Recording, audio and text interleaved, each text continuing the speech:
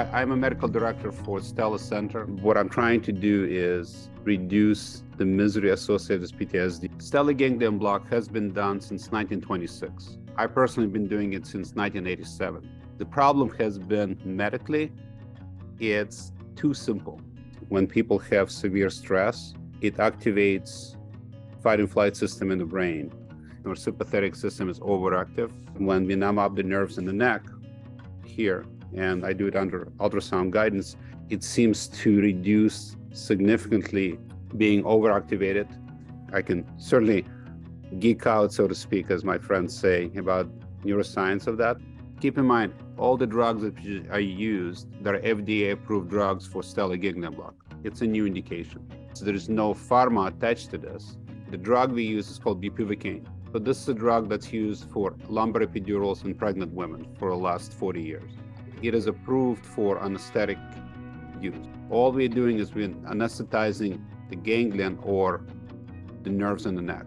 So it's not like this is some kind of weird drug. It's been around for a very long time. I was at the right place at the right time, and I was looking for that because in my research trying to understand why it works for hot flashes, I was able to find a paper from Finland that moved me in that direction.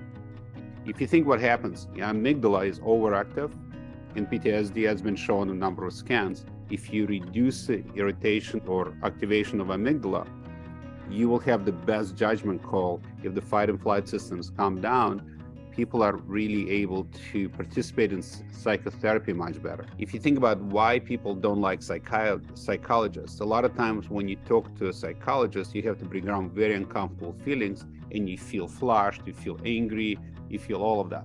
If that's calmed down, our compliance with CBT is much higher, cognitive behavior therapy, because people are not triggered anymore, and they can actually work through it. Meditation and yoga, those are really good because it improves outcomes.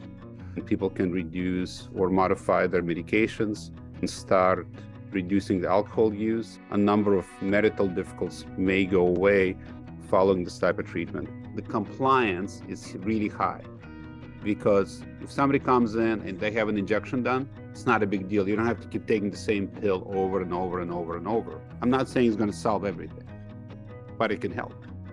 Because if you're calm when you're there, that's the key. Unfortunately, trauma is universal. We're trying to change the name PTSD to PTSI, post-traumatic stress injury.